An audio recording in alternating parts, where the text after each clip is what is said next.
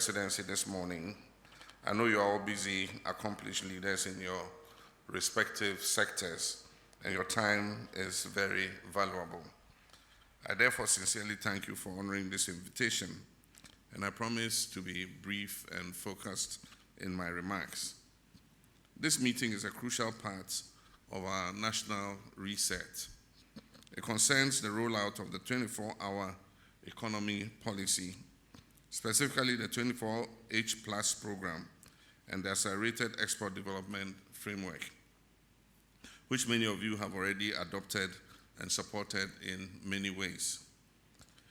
Let me begin by offering a clear lens to understand the 24-hour vision. It's both a destination and a program.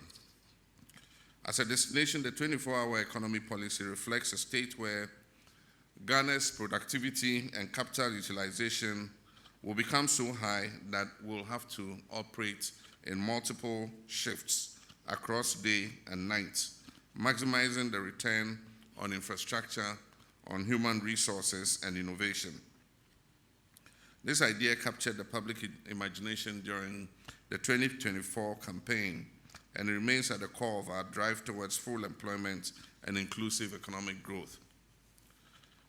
As a program, the 24-hour economy demands a deep and deliberate restructuring of our productive economy.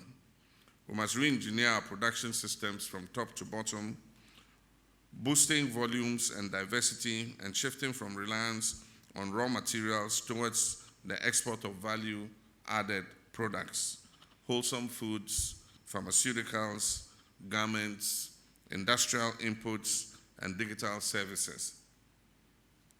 Earlier this month, I received the complete draft of the 24-hour economic policy from my advisor, Mr. Guzitano. I have reviewed it, and I'm confident we now have a coherent and actionable framework with which to deliver the results. An effective catalyst for the 24-hour economy policy is a stable macroeconomic environment, which we are achieving through close coordination between the monetary and fiscal authorities. But the program goes beyond macroeconomic stability, which already, like I said, is being pursued by the Ministry of Finance and the Bank of Ghana, and focuses sharply on production, enterprise, jobs, and exports. At its core is an integrated value chain transformation approach. This approach addresses structural bottlenecks not in isolation, but comprehensively through infrastructure, finance, land systems, logistics, and skills development.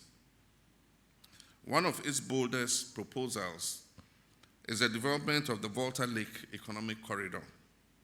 This corridor, centered on the Volta Lake and the Volta Basin, will become a national production zone and logistics span. The plan envisions cultivating over 2 million hectares of arable lakeside land, revitalizing the fisheries sector on the lake, and creating a chain of industrial parks that produce goods for domestic and regional markets. To support this corridor, the lake will be activated as a transport highway, moving food, people, and goods more efficiently than our congested roads allow us to do currently. New floating assets, lake ports, and long-term investment partnerships will be developed in coordination with the Volta River Authority and the private sector. We must move beyond just hydropower and unlock the broader economic potential of this beautiful national asset. But the Volta Lake Corridor is only part of the broader plan. The 24-hour economy program identifies priority value chains across all regions, and these include agro-processing, pharmaceuticals, textiles, light manufacturing, tourism, digital services, and the creative economy.